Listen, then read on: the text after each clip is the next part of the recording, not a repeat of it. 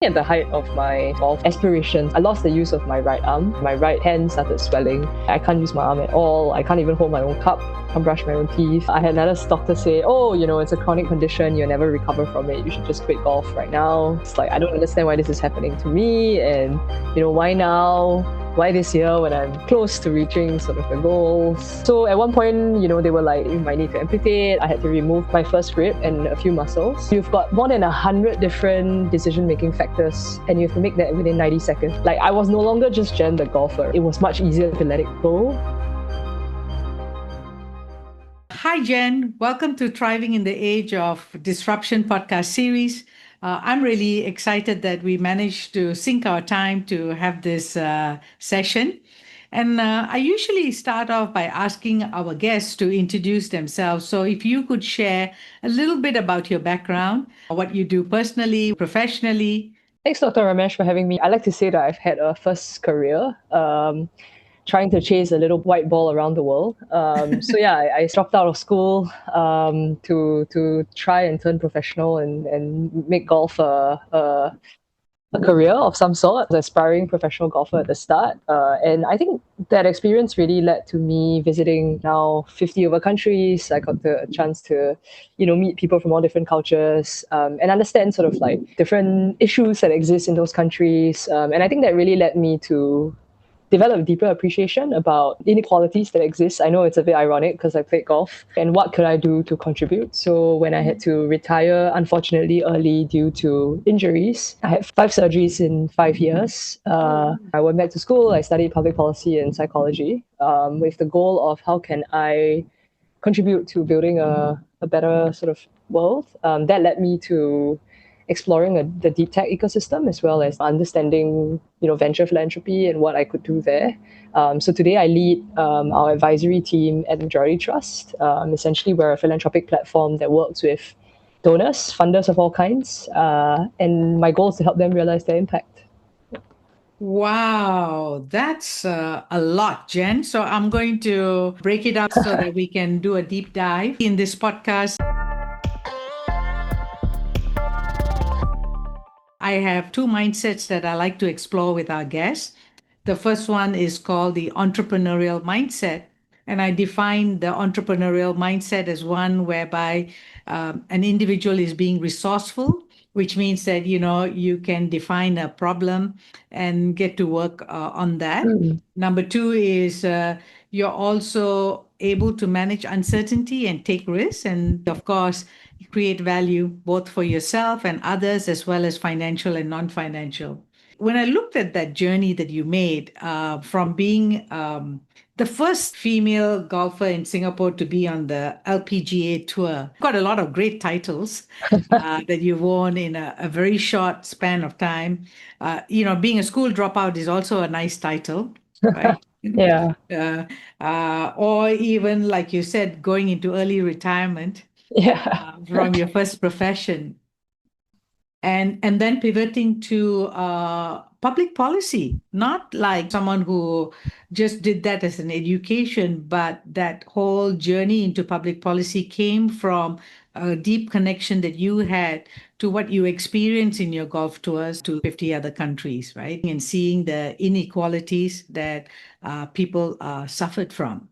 So let's decode for people what is entrepreneurial mindset, Yep. where you've been resourceful, where you've had to manage uncertainty or create value. The goal was to become the first Singaporean female or as Singaporean golfer to qualify for the Olympics and then Oh, wow. and then play on the LPGA Tour. I never actually made it there, so didn't achieve that goal. But I'm very happy to say that one of my younger teammates, Shannon, actually made it to the Olympics.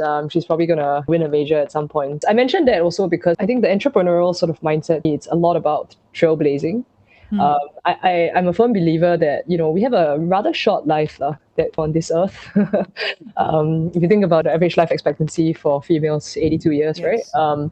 What can you do with those 82 years? And I think you can't sort of change the world in 82 years, right? You certainly can sort of put the steps down, right? For someone else to then take it forward from there. I've also benefited from others leading the way and trailblazing paths that otherwise I would never sort of been able to go on, right? Yeah, and I think as a female athlete, that's very prominent. Because of the whole suffrage movement that led to certain very prominent female athletes that have led to now much greater gender equality, right, in sports. Yeah. Yeah. So I think trailblazing is one. The reason why I like golf so much is because I feel like it mimics life a lot, right? If you ever play golf, like it's an incredibly frustrating sport. You play 18 holes, and then over the course of a week, you try and outcompete everyone. But actually, I think of it as not just like every tournament, right? You play the game for life, right? And Yeah. if you think about every hole that you play, you're always going to be faced with like adversity and uncertainties and challenges. As a golfer, in every moment when you make a decision as to what shot to hit, you have to take into account wind direction, wind speed, where is the wind, whether it's low, it's high. You have to take into account how your ball's sitting on the grass, what kind of grass, how thick's the grass, what direction the grass is going to. You have to take into account the distance, then where you want to hit it, what does the green look like. So you've got, I think they estimate like more than 100 different decision-making factors, and you have to make that within 90 seconds, right? Wow.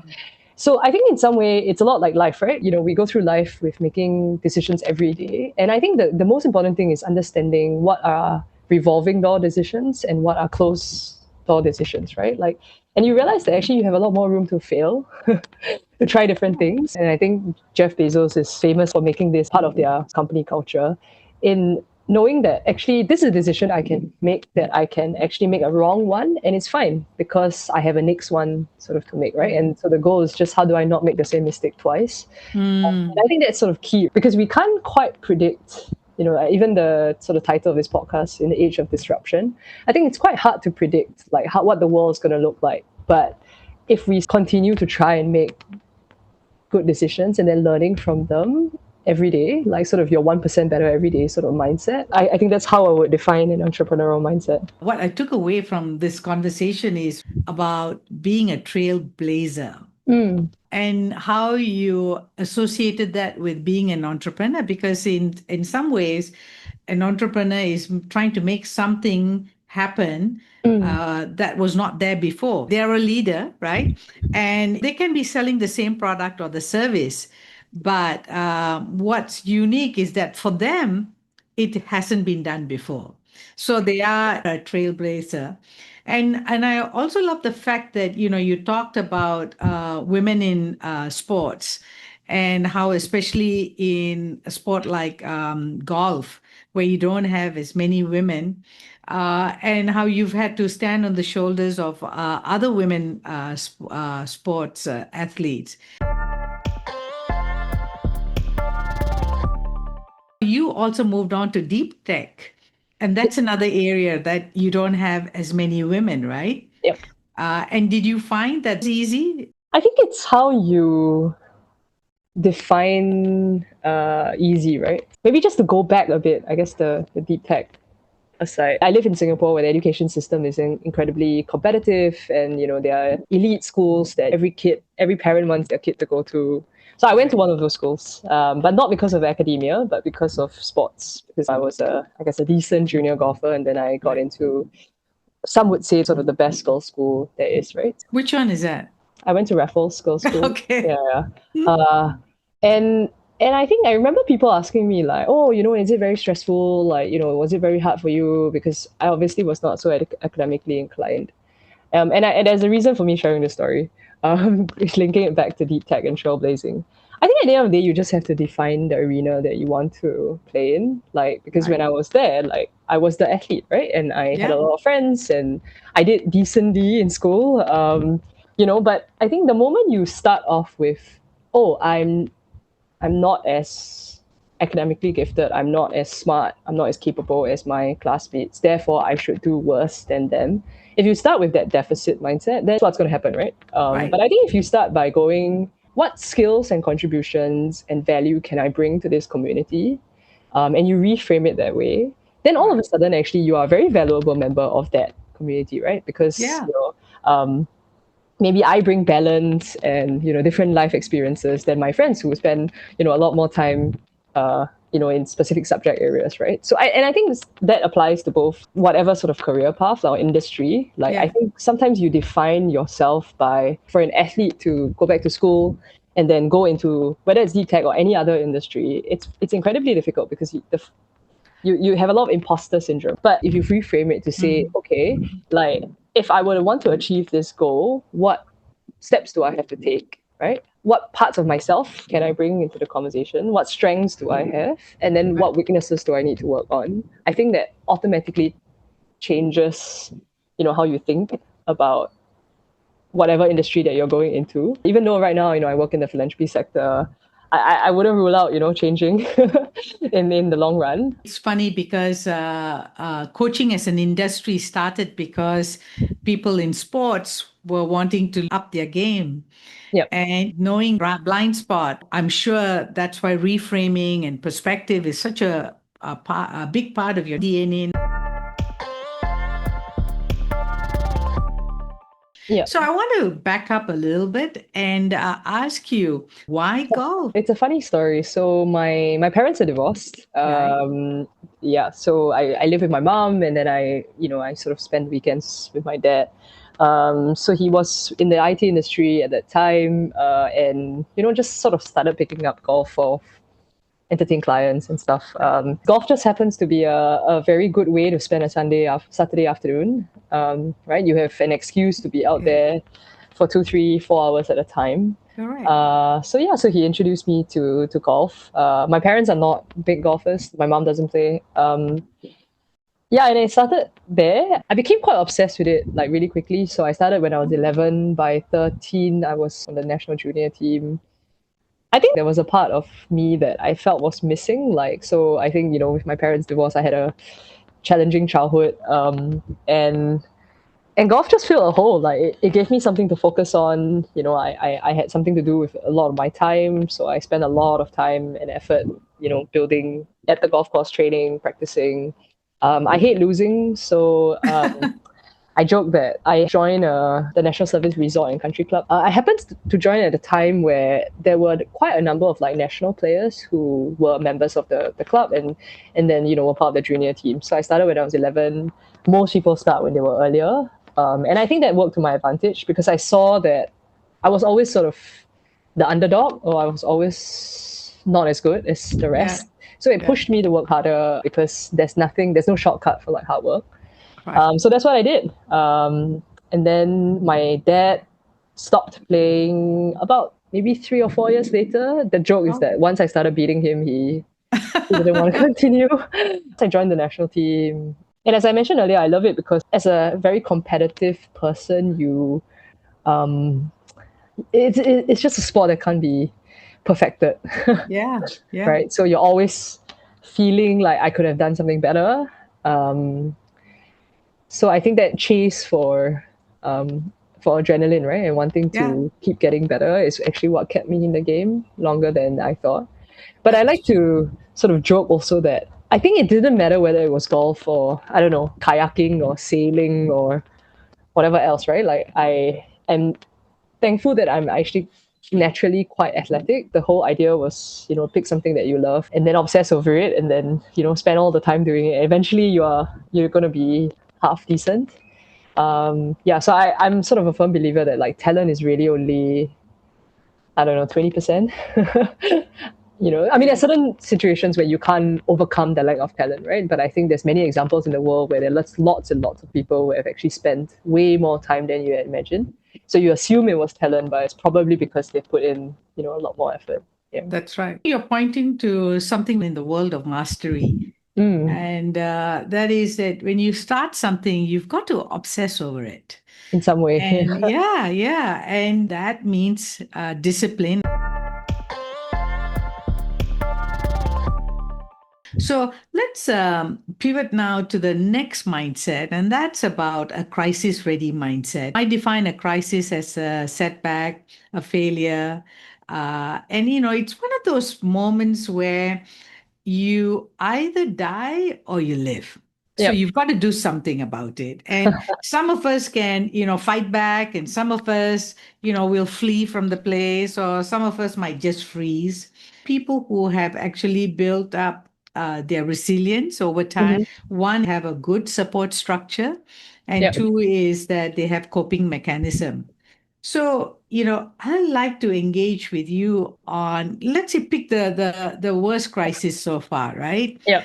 And, take us through that and maybe even share with us what could have been that daily practice that grounded you, Yeah. that, allowed you to move forward. Yeah, no, that's a great question. I'm just thinking through the many life crises I've had.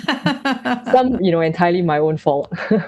I am quite an adventurous person, so Yeah. have done, some hikes that I probably should not have done. Oh, I Climb can. as well. So maybe there were a few defining moments in my life, but I'll center on one.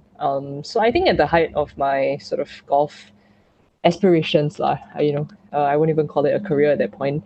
I I I was playing golf one day with a couple of friends, and then I suddenly couldn't use. I lost the use of my right arm, so my right hand started swelling. I mean, as an athlete, like injuries happen all the time, so I was just like, okay, Yeah. it's just another one, right? I went home, and then and then it didn't go away for about 3 days, and I needed to fly to Hong Kong actually for a tournament, so I was panicking a bit lah. So I went to A&E. I was shocked because they admitted me into the hospital for a week. I was put under like every test under the sun. And by the end of January, so this happened on 1st January, I still did not have a diagnosis and I didn't have use of my arm. Lah. So I had doctors tell me all sorts of things like, it's all in my head. One referred me to see a psychiatrist. I had another doctor say, oh, it's a chronic condition. You'll never recover from it. You should just quit golf right now. And it was very hard, I think, for, at that point I was what, 2016 for a 21-year-old, who's decided to drop out of school to go play golf full time. When they finally discharged me, I saw like 25 doctors, something like that, like of all different disciplines. To not have a answer, like a diagnosis, was to me it was a huge crisis. Like I remember at that point praying that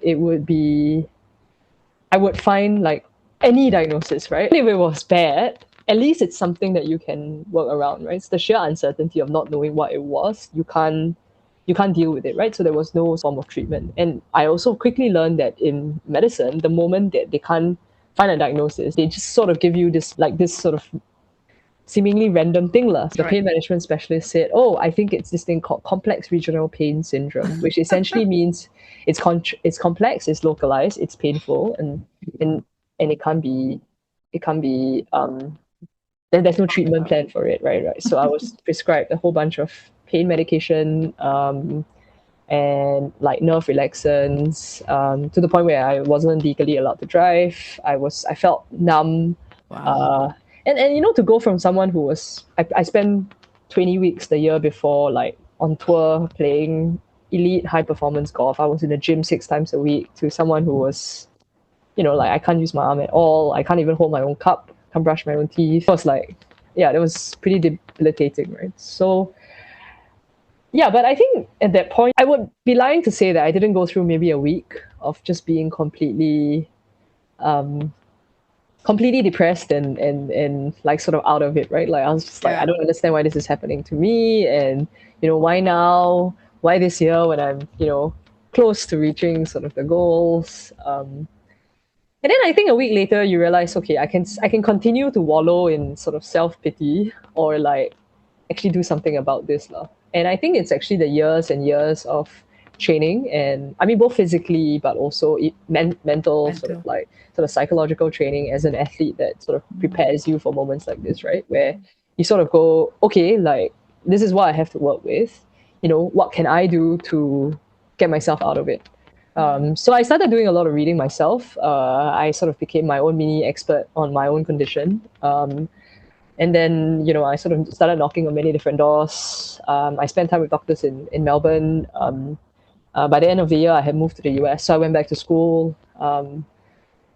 I knocked on doors of sort of different doctors that I thought could make a diagnosis. Eventually, it was through a chance encounter where someone, sort of a sports doctor saw me and then understood sort of where I was coming from and didn't sort of give up immediately, right? She understood that as an athlete, like my whole life revolved around, trying to pursue this, right? Because she was a sports doctor herself. Let's try and figure out the different options rather than just give you yeah. So at one point, they were like, you might need to amputate, or I needed to lie on like a device every night that like sort of stimulates your spinal cord To which I was like, I'm 21, like I'm not going to do that for the rest of my life. Eventually, the diagnosis came around from that sports doctor. I have this thing called thoracic outlet syndrome. It was quite a simple, straightforward surgery, except that I had to remove my first rib and a few muscles. There was no way of really knowing whether I had the condition unless they did an exploratory surgery. So I did it because I mean, yeah, to me it was like it was a no-brainer. This is the only way of sort of knowing what are the sort of daily practice, right? I think to me it's not a practice per se. Like I mean, back then I was a lot more into meditation and sort of finding balance and calmness. But I don't think that was it. I think the practice goes back to what we spoke about earlier, which is if I'm faced with a situation, like what can I do to get out of the situation? And then weighing out the risks. I mean, the worst that can happen is they cut into me and then they don't find anything. It's the same as the point that I started with, which is I don't know what it is, right? So at least I've sort of chased that path. Right. And I think it's that same mindset that I use when I think about crisis, which is you picture or visualize what is the sort of the worst thing that could happen. And then you figure out like whether a risk is actually a risk. And because I think oftentimes we overplay the sort of emotional aspects, right? Right. I'm going to go through this 4-hour surgery to remove my rib. I won't be able to speak or talk or eat for a week. And then you're just like, oh, I don't want to do it, right? Yeah. But I guess for me, it was if that was a step I needed to take in order to regain my life back then, it's worth the risk, right? Yeah. So that crisis shaped my life in ways that I could never imagine. Thank you for sharing what you had to deal with and also making the connections to how you were able to get out of it. And it might seem so simple right now looking back, but I'm sure at each moment, whether it was not having clarity Yep. or even having an option thrown to you and having to make that trade-off, I'm sure there aren't many people who have one less rib. I actually removed it on both sides. Oh, wow. Wow. Yeah. I also appreciate you connecting it back to the fact that, you have to manage uncertainty and take risks, but it's like a calculated risk because if you don't do it, you'll never know. And Yeah. then you'll always live wondering, Yep. right? And you need closure to move forward. Yep. And then, of course, you created value for yourself out of, doing that Yep. because you then had to recreate whatever that you wanted to do. I know that, you've also started your own not-for-profit Yep. group. That whole sort of crisis, incident, injury changed my life in many ways. I actually tried to make a comeback to sort of professional, like, playing golf. And then at some point I decided that it was not going to happen, right? Like I lost too many years. I don't have full function of my body. So no way I could have competed. So when was that you figured that you needed to deviate from your original path? Probably like end of 2019, I was trying to make a comeback. I went back to school. I worked part-time and then I was playing golf at the same time. And then I think COVID or the pandemic was when things came to a bit of a hit. I think naturally every professional athlete in the world had to stop, right? Like you just couldn't. And then I think by then I had to make a decision, like was I going to do this or not? But by then I actually had enough because I had dabbled in a few other things during my injury. Went back to school. I think I had already gone through that reshaping, right? I'm naturally a very, very curious person, interested in many, many different things. I got to know spoke to many different people, just tried out things, with helping out a friend with their deep tech sort of ecosystem. I got engaged with some volunteer work. My mom runs a charity. So then I started doing a bit of that. And then I started to see problems, right, in these sort of different places. I think by the time I had to decide, like I was no longer just Jen the golfer, right? It was much easier to let it go. Today I work full-time in a philanthropic organization. I joke that it's not just full-time, it's full-time plus, right? Because it never ends. But I think if you remain curious and continue like quote unquote dabbling in many other things, right? So I read very widely. I like to speak to different people. Like actually you can run multiple paths on your sort of main path. Yes. And that's what I think helps you transition in the long run. So then I volunteered for Majority Trust in 2020 while I was running my little ground up. So we basically pulled together some friends and amazing co-founders to basically try and expose kids who come from lower income backgrounds to opportunities that didn't exist, whether it's through art, music, sports. We ran it for about 2.5 years, and then we realized that actually we couldn't really do it sustainably as a non-profit. So we sort of gave that idea on, passed that idea on to. So I think that, that's also a bit of a lesson there too, right? Because I think on my point about having multiple things that you're doing, it's also not being afraid to like give it up or let it go. So I won't even call it a pivot. I think it's not holding on to anything like too tightly and dearly. Personally, it helped that you don't develop such a strong affinity with any of these things. I think too, it's recognizing that sometimes there are other people in the world that can do a better job than you can. And so actually, if you want to optimize for the outcome, you might not be the right person to do it. That's a very enlightened view, right? Because most of us, when we get engaged in a project, especially an entrepreneurial project, it becomes our baby and our thing, right? So to detach from it is really difficult. It's really hard. Yeah, that's right. So maybe this is a good segue to talk a little bit about spirituality and what is spirituality for you and where are you in that journey? Interesting question. I was just having a debate with my husband about this. um, so I would consider myself not a very spiritual person. Yeah, I'm a Christian, sort of live my life by the gospel as much as I can, but without going into too much detail there, religion-wise. Yeah, I'm not really in the conventional means a spiritual person. I'm quite pragmatic, as you can maybe tell from everything that you've heard so far. But I think it's also because circumstances have sort of made me that way. Whether you look at sort of different religions and different forms of spirituality or whatever there is, like I think there is a healthy level of introspection, in many of these things, right? Like how do you still and calm yourself? And then that's when the magic happens, right? That's when the introspection that leads to sort of like change. I think years of training as an athlete that I'm generally I built skills around doing that, right? I think the other aspect is I like to joke that I'm a philosophical Taoist, even though I'm a Christian. In the Tao Te Ching, like basically it talks about how the more you know, the more you don't know, right? And actually you're just a rock in the river that gets shaped by the river. Acceptance that you are just one dot in this much wider world, whatever religion that you subscribe to, believe in, right? And you are actually quite unmeaningful. My only responsibility or way about life really is just how can I be as meaningful as possible, and how can I continue to be shaped by the river, right? And how can I ensure that I can shape me to be the best version of myself?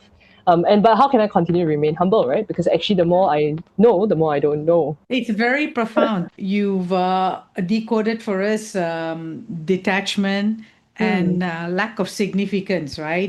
With that analogy of a little rock, but which becomes like a pebble Yeah. in this river, and allowing the river to shape you and your experience and your contribution. So thank you for sharing that. On a related note, do you think it's possible to live a simple life? And what's a simple life? Oh, 100%. Yeah. Yeah, so I would say that I think growing up in Singapore, and I don't know how many people in the audience are familiar with sort of context and culture, but just a very quick overview. I think everybody here is very kiasu lah. So kiasu is in Hokkien, it means like you're afraid to lose. So there is this sort of inherent race and rat race from a young age, whether it's school all the way to sort of work, and everybody compares, right? So you go to Chinese New Year is tomorrow. I'm very sure everybody will ask me, like, how is work doing? I might even get asked how much I get paid, yeah. So imagine this sort of pressure cooker environment, right? Like where we are built around this sort of meritocratic society where you're always feeling like you are not enough. You always need to be striving for more. And I mean more from a material point of view. I don't think more from like accumulating life experiences point of view.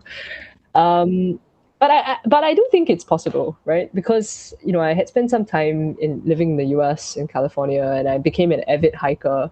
And I think when you go into nature, then you realize actually you're really smaller, right? And actually, if you think about the ecological systems in the world, you contribute to it for sure. But there is a much wider ecosystem part of my goal to try and enable this thriving, living ecosystem to continue to sort of thrive, right? So my husband's an environmental science sort of major, and we think about ways that we can cut down. I think a simple life as having as few material possessions as possible, and then as having as many life experiences, and like what does it mean to live a simple but rich life, right? And I think rich in terms of you experiencing life. So we're big snowboarders. We love the thrill of adrenaline that comes with snowboarding and rock climbing and being in nature, but also like rich in terms of contributions to others, right? So we volunteer together. We try and think of ways that even for birthdays, right? Like how do we use birthdays not as a way to receive gifts, but also to give back to the community, right? Right. So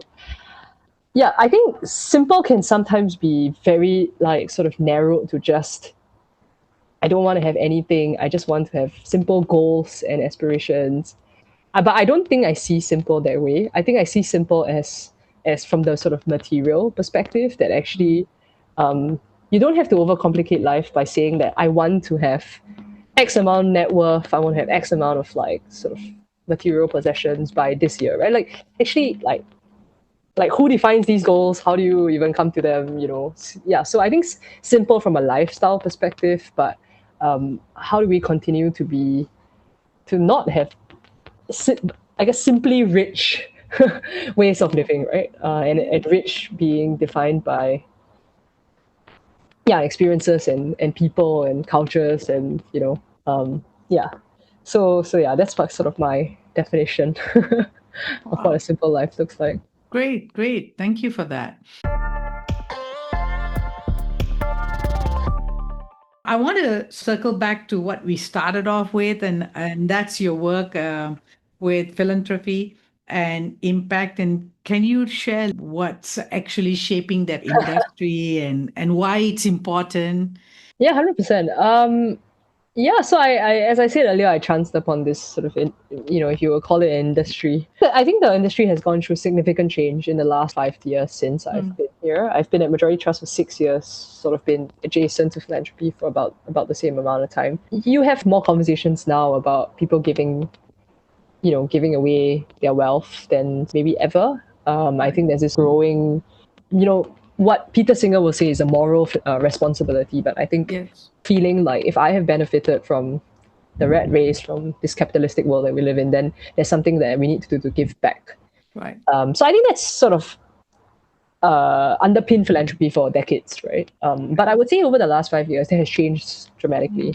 Mm, mm, And that it's not just about giving back in doing good. And in very simple terms, philanthropy is a very big word, but in Chinese, it means the words for philanthropy is 慈善, which basically just means giving and loving, right? So oh, it's a much simpler way of describing what philanthropy is. But there is a professionalization of philanthropy in that now we are thinking a lot about how do I make the dollar go furthest? How do I optimize mm, it? How do I encourage more people to give by creating a meaningful experience? And then how do I utilize that $1 to really effect change, right? In yeah. specific sectors, whether it's in mental health or it's working with elderly or in providing water and sanitation or in poverty alleviation. And then you can do that at many different levels, right? You can do that at the local level that we do at Majority Trust in Singapore, or you can do that at the regional level, you can do that at the global level. So I think it's a very exciting time to be in philanthropy because we're unpacking a lot of these questions, right? Like, what does it mean to really move the needle in a specific issue? And who are the ecosystem sort of players and stakeholders that need to come to the table? Right. And it's probably one of the sectors where whether you're a big corporate, you're government, you're an individual philanthropist, you're a small charity, or you're a social enterprise, or like we're all quite outcome focused, and that it's probably the one sector where everybody will come to the table, including like natural competitors, right? Yes. You know, many different banks coming together to Yeah. collaborate on fighting a issue, right? So I think it's how do we use these um, social issues to unite and bring very diverse stakeholders together to then say, sort of envision and reimagine what the world could look like if certain problems were solved, right? So if poverty did not exist, I mean, that's a it's a tall order, right? But what are the steps that we can take to ensure that income inequality reduces in Correct. even a country like Singapore? So I think this is an exciting time because these questions are now being asked, and the stakeholders at the table are also ready to sort of engage. And a large part of my work now is sort of leading the advisory team at Majority Trust. Is we believe that in order to do all of that, you need more resources. In the philanthropy sector in Singapore, the charity sector in Singapore is $2 billion. To give you a gauge, like all of sort of philanthropic donations annually. Our health budget in Singapore for 2026 is $20 billion.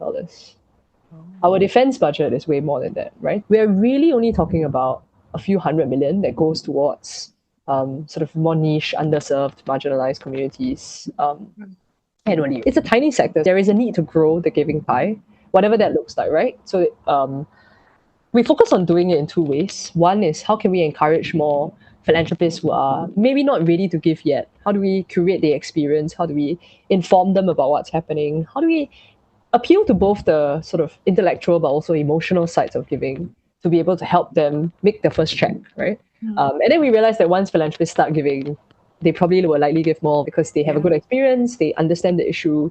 The more you understand the issue, the more you realize that there's a need to give more Yeah. to be able to move the needle. And then I think the second part of it is how do we make philanthropic capital more recyclable, right? How do we ensure that it's more sustainable in the long run? I think it starts by asking two questions. One, where's my money going? Is it really creating the change that I would like to see? So we hold a quite an unpopular view that not all work actually leads to good outcomes, right? So Yeah. how can we improve charities in the way that they implement programs on the ground, utilizing sort of principles from implementation science, monitoring, evaluation, and learning? How can we bring in private sector folks to innovate fresh ideas? How do we create more opportunities for collaboration amongst them, right? The resources, not so much that duplication is bad, but so that the resources can be, there can be strategic sort of connections that happen between these organizations. But how do we reinvent philanthropy and giving to charity? Does providing a loan to a social enterprise count? We say it counts because it's a really more innovative way of thinking about creating the change.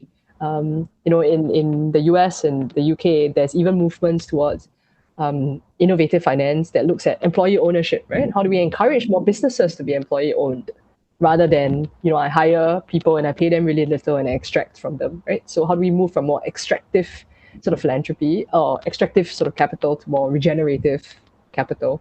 So I've said many, many things in the last few, but I think it's a really exciting time. And I think our work locally here at Majority is really trying to think about reinventing or constantly trying to do philanthropy differently.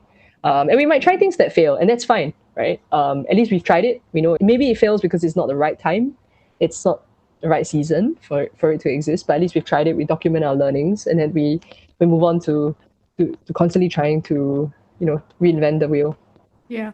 So we work in Vietnam and we work Hmm. with family businesses. And what struck me when you were sharing is the fact that you got to inform the philanthropists to give. I mean, the Yeah, people who are in a position to be able to give. yeah, And I think that's important, especially so in Asia, because giving is so ad hoc, it's so feeling based, and it's not formalized.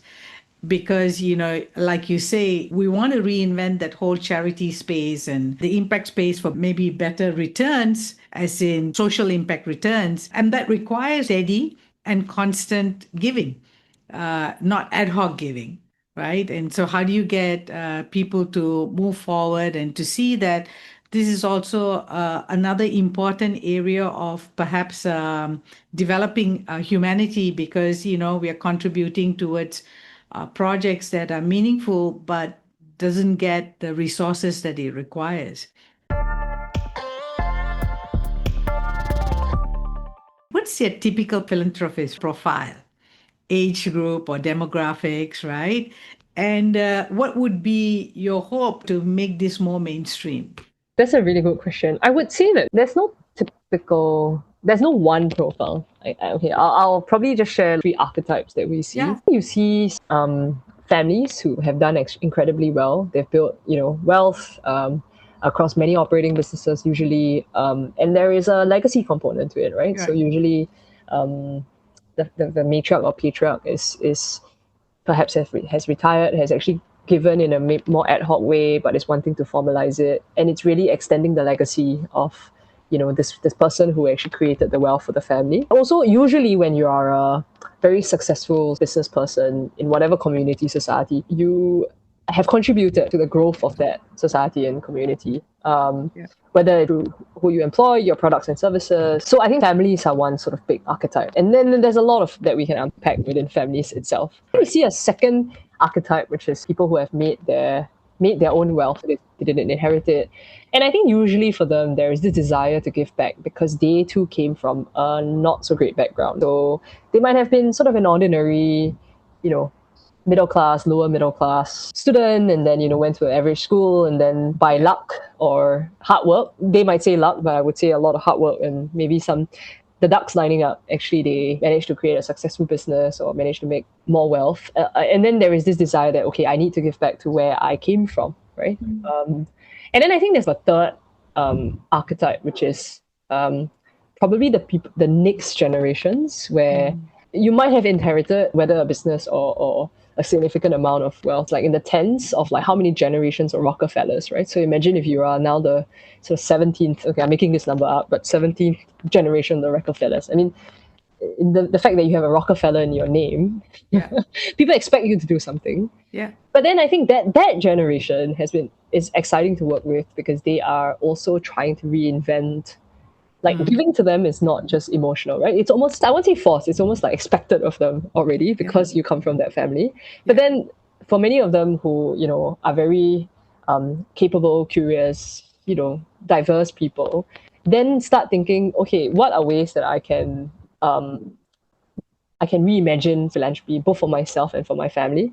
So I think there's a whole group there that philanthropy takes on a bit of a different shape. So yeah, I think those are the sort of three main archetypes that we see, right. both locally as well as like globally. Yeah. Wow. Okay, great. Thank you for, spending the time to create this because we are just about to launch a 9-month program with Next Gen, which Yeah. actually focuses on philanthropy, impact, and the giving circle. Yeah. So Awesome. the idea was to get them to do a sensing journey and get involved in a project that will be Yeah. their introduction to it. Yeah. Yeah. Yeah. Awesome. Yeah, and I think just one thing to add is like I think I came into philanthropy with a more fixed idea of what it looks like, right? Like it's giving away money. I mean, Yeah. I do that in a very, very small way. Yeah. um, but I think I'm now 6 years into it. I'm also rethinking what philanthropy really looks like, right? Actually, if we go back, to what we spoke about earlier, that we all have strengths and Mm. unique ways that we can contribute. So I think I'm also seeing and being inspired by people who they might not be cash rich, right, and be able to Yeah. give in big amounts, but they can make huge changes to the way they run their business, to the way they treat people, to the way they invest, the way they bring up their children. And I think it's all these little things combined, seemingly little things combined, that actually then moves society towards one that is more caring, more kind, more empathetic, right? And naturally, if we are that way as a society, then inequality will naturally reduce, be less extractive as a society. Yeah. Yeah, so I would say like probably an encouragement to myself, especially, and also to your next gen program. It's also that philanthropy is not just giving money, right? It's Yeah. also thinking about ways that we can do good. I think in society, whatever that sort of mode and medium looks like. Yeah, Yeah. So what you're pointing to is that it's important to cultivate that awareness yeah, and to speculate on that whole issue as in terms of what can we do, and yeah, each one of us can contribute something at least. 100%. Yeah. Yeah. Awesome. So I've come to the end of our interview, but I've got some fun questions. So don't overthink it. What's your favorite book? Wow, that is a very difficult question, actually. Okay, it's a book that I read recently. I Yeah. don't remember the name exactly, but it was a book about radical hospitality by Will Godera. Oh, So he was basically the guy who owns a few like Michelin starred restaurants and hospitality. And I think it speaks a bit to what we spoke about with philanthropy, about how do right. we be hospitable to one another. Oh, lovely. And you've been to at least 50 different countries through your Yep. sporting period. And what's your favorite travel destination? I wouldn't say it's a favorite or it's something that, I went to for golf, but I thoroughly enjoyed my time in Cuba. I spent 2 weeks there. Had the chance to go before borders were shut. And as a Singaporean, you don't need a visa, which is crazy. Um, Oh, but yeah, it fundamentally changed my worldview. Yeah, and it's a oh, beautiful country with amazing food. Yeah. okay. Well, I'll put it down on my list. What makes me scared is the travel hours. How long did it take you to get there? I was living in California at the time, so it Ah, wasn't that okay. far. I think it's 4 hours from New York. Right. Oh, okay. Not too Yeah, bad. it's not too bad. Okay. Okay. Now, if you could have dinner with anyone, who would it be? Oh, again, very difficult. But as a golfer, I cannot run Yeah. away from this. I would love to have dinner with Tiger Woods. Oh, I mean, like all the, controversies and whatever aside, yeah. like Yeah. I think he redefined sports in more ways than people give him credit for. Mm, mm, Golf became athletic because of him. yeah. He was the first African American on, what was a very white dominated sport. Correct. Yeah, and just has been so dominating. Yeah, so Yeah. And he's also partly Asian. yeah, exactly. Yeah. Yeah. That's right. Now, if you can have any superpower, what would it be? What comes to my stream of consciousness is I would like to predict the future. Oh. But no, I think I think the superpower is it's probably being able to like connect with people, Mm, understand them, whatever that is. Because I do truly believe that whether it's business or life or work, like I mean, what makes life here great is the ability to connect, right? right. And Right. ability to form friendships and that all makes sort of life more Mm, richer and more worth it. that's true. Although you do a great job with that, Jen. Already. But time is limited, so yeah, maybe that's the Okay. superpower, Oh, so like you just want to be connected to everyone, right? Yeah. Okay, to I have got it. unlimited time. Yeah. Okay, so the final question is, what's the best advice that you ever received? uh I think yeah, it's probably just like don't be afraid to fail and make mistakes. Like Mm, yeah, I think I used to be really hard on myself. You can right. tell from some of the earlier stories. Yeah, Um, yeah, but I had a coach once tell me like, hey, if you don't fail, like you don't know what yeah, like you can't succeed without failing, right? Like if you don't that's right. reach rock bottom, you don't know what the highs like feel like. So yeah, so I would say Wow, don't be afraid to fail. wow. Did you ever get some terrible advice? Oh, lots. Give me one, Yeah. if you remember. Okay, I wouldn't say it's advice. I think it's society's advice in Singapore. It's Ah, like, yes, yeah, just work very hard, get a university degree, get a very good job, and make a lot of money, and buy a car and buy a condo, and then you'll be happy. And I don't actually think that makes you happy. Yeah, right. Not don't go after the five C's or the seven C's, right? essentially. Yeah. Okay. Hey, it's been really lovely talking to you. And Likewise, yeah. yeah, so thank you. And, I'm looking forward to catching up with you the next time I'm in Singapore. Sounds good. Thank you so much, Dr. Ramesh. Yeah, appreciate the questions. Very wide ranging. Yeah, And yeah, thank you for having me on this podcast. my pleasure. Dear listeners, if you've been listening and enjoying the Thriving in the Age of Disruption podcast series, as well as our Mastery Effect podcast series, we'll appreciate it very much if you can share with us the topics that are close to your heart so that we can source the relevant experts and change makers and have them be on our show.